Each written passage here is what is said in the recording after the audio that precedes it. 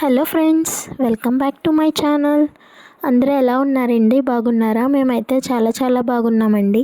చాలామంది వీడియో చూస్తున్నారు కానీ లైక్ చేయట్లేదండి. ప్లీజ్ లైక్ చేయండి. లైక్ చేయడం వల్ల వీడియో అనేది మరికొంతమందికి రీచ్ అవుతుంది. స్వచ్ఛమైన పూసలాంటి నెయ్యిని ఇంట్లోనే ఏ విధంగా తయారు చేయాలో షేర్ చేసుకోబోతున్నాను. నెయ్యి అనేది పిల్లలకి చాలా మంచిది. నెయ్యిని ఇంట్లోనే ఈజీగా ఎలాంటి కెమికల్స్ వాడకుండా ఎలా చేయాలో ఇస్తానండి. కొన్ని టిప్స్ ఫాలో అయినట్లయితే స్వచ్ఛమైన కమ్మని నెయ్యి మన ఇంట్లోనే రెడీ చేసుకోవచ్చు. ఇంట్లో చేసే నెయ్యిని పిల్లలు తిన్న ప్రతి దాంట్లో చేసి పెట్టండి. చాలా ఇష్టంగా తింటారు వాళ్ళు కూడా. కొత్తగా నెయ్యి ప్రిపేర్ చేసే వాళ్ళకి అంత పర్ఫెక్ట్గా వెన్న తీయడం రాదండి. స్టార్టింగ్లో నేను కూడా చాలా ఇబ్బంది పడేదాన్ని వెన్న తీయడానికి. స్టార్టింగ్లో చేసినప్పుడు వెన్న రాకుండా మొత్తం అంతా అది మజ్జిగలా అయిపోతుందండి. వచ్చినప్పుడు కూడా దాంతో కూడా వెన్న తీయచ్చండి. ఎలా తీయాలో నేను చూపిస్తానండి. ముందుగా సరిపడినంత పాలు తీసుకుని వాటిని మరగపెట్టుకోవాలండి. ఇక్కడ అయితే నేను 2 లీటర్ల వరకు పాలను తీసుకున్నాను. పాలు చల్లారిన తర్వాత 2 గంటల పాటు ఫ్రిడ్జ్లో పెట్టుకోవాలండి. దీనివల్ల ఏంటి అంటే మీగడ అనేది ఇంకా ఎక్కువగా వస్తుంది. ఇలా వచ్చిన మీగడను పాల నుండి మీగడను సపరేట్ చేసుకోవాలండి. ఇలా ఒక 10 లేదా 15 రోజుల వరకు మీగడను స్టోర్ చేసుకోవాలి. స్టోర్ చేసుకున్న మీగడను నేను ఫ్రీజర్లో పెడుతున్నానండి. నార్మల్ ఫ్రిడ్జ్లో పెట్టిన వాడు 2 లేదా 3 రోజులకు ఒకసారి మీగడను వేడి చేసుకుంటూ ఉండాలండి. బయట కూడా స్టోర్ చేసుకోవచ్చండి, కానీ రోజు మీగడను వేడి చేస్తూ ఉండాలి. లేదు అంటే మీగడ అనేది పాడైపోతుంది. తర్వాత 10 లేదా 15 రోజులు స్టోర్ చేసుకున్న మీగడను 10 లేదా 15 రోజుల వరకు స్టోర్ చేసుకున్న మీగడను లైట్గా వేడి చేసుకుని దానిలో కొంచెం పెరుగు వేసుకుని తోడు పెట్టుకోవాలండి. తర్వాత రోజు మార్నింగ్ ఒక మిక్సీ జార్ని తీసుకుని ఈ తోడు పెట్టుకున్న మీగడను దానిలోకి వేసుకోవాలి. మిక్సీ లేనివారు తోడు పెట్టుకున్న మీగడను ఒక పెద్ద గిన్నెలోకి తీసుకుని దానిలో ఐస్ ముక్కలు వేసుకుని తవ్వంతో చిలికించుకోవాలి. ఈ ప్రాసెస్ ఎక్కువ టైం పడుతుంది. మిక్సీలో చేయడం వల్ల వెన్నను తొందరగా తీయవచ్చు. మిక్సీలో వేసుకున్న మీగడను లో ఫ్లేమ్లో ఒక 2 లేదా 3 నిమిషాల పాటు గ్రైండ్ చేసుకోవాలి. తర్వాత దానిలోకి బాగా కూలింగ్ ఉండే ఐస్ వాటర్ని వేసుకోవాలి.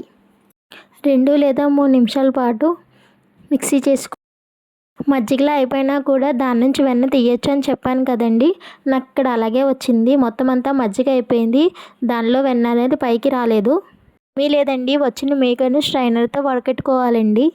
ఇలా వచ్చినప్పుడు మనం వెన్నపూస అనేది చాలా ఈజీగా తీయచ్చండి.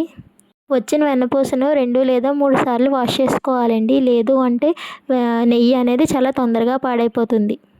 తర్వాత ఒక దలసరి గిన్నె పెట్టుకోవాలండి. దలసరి గిన్నె పెట్టుకోవడం వల్ల తొందరగా మాడకుండా నెయ్యి అనేది చాలా పర్ఫెక్ట్గా రెడీ అవుతుందండి. నేను ఇక్కడ కుక్కర్ గిన్నె తీసుకున్నానండి. ఆన్ చేసుకుని కుక్కర్ పెట్టుకొని హీట్ అయిన తర్వాత వెన్నపూసను వేసుకోవాలి. నెయ్యి ప్రిపరేషన్ స్టార్టింగ్ నుంచి నెయ్యి ప్రిపేర్ అయ్యే వరకు స్టవ్ను లో ఫ్లేమ్లో పెట్టుకొని చేసుకోవాలండి.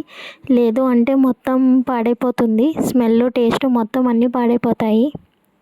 లో ఫ్లేమ్లో పెట్టుకొని వెన్నపూసలో ఉన్న వాటర్ అంతా పోయేంత వరకు మరిగించుకోవాలి. చాలామంది పెరుగు పైన ఉన్న మీగడని తీసి దాంతో కూడా చేస్తారండి. ఇక్కడైతే నేను పాల మీగడతో చేస్తున్నాను. మీగడతో కూడా సేమ్ ప్రాసెస్ అండి. అంటే ఇక్కడ మనం పాల మీగడతో చేస్తున్నాం కాబట్టి పాలను తోడు పెట్టుకుని అప్పుడు చేయాలండి. డైరెక్ట్ పెరుగు మీగడతో అయితే ఇంకా ఈ ప్రాసెస్ ఏముండదండి. వెన్నపూసలో ఉన్న వాటర్ అంతా పోయిన తర్వాత మనకు పైకి తేలుతుందండి. ఆ టైంలో మనం బిర్యానీ ఆకులు కానీ, తమలపాకులు కానీ, మెంతులు కానీ వేసుకోవచ్చండి. ఇక్కడైతే నాకు బిర్యానీ ఆకులు ఉన్నాయి కాబట్టి నేను బిర్యానీ ఆకులు వేస్తున్నాను. ఇవి ఇష్టపడిన వారు వీడియోలో చూపిస్తున్న విధంగా ఆయిల్ అనేది బ్రౌన్ కలర్ వచ్చాక స్టవ్ ఆఫ్ చేసుకోవడమేనండి. ఇదే టైంలో చిటికెడు పసుపు వేసుకోండి. చాలామంది బయట షాపుల్లో దొరికే నెయ్యిలా కనిపించాలని అనుకుంటారు కదా, అలాంటి వాళ్ళు పసుపు వేసుకుంటే ఆ కలర్ వస్తుందండి. ఎంతో టేస్టీగా ఉండే కమ్మని పూసలాంటి నెయ్యి రెడీ అయిపోయినట్లే అండి. వీడియో నచ్చినట్లయితే ప్లీజ్ లైక్ చేయండి, షేర్ చేయండి. Subscribe to my channel Ramalakshman easy cooking channel. చాలామంది వీడియో చూస్తున్నారు కానీ లైక్ చేయట్లేదండి. ప్లీజ్ లైక్ చేయండి. లైక్ చేయడం వల్ల వీడియో అనేది మరికొంతమందికి రికమెండ్ అవుతుంది. Thank you all. Love you. Bye bye. Take care.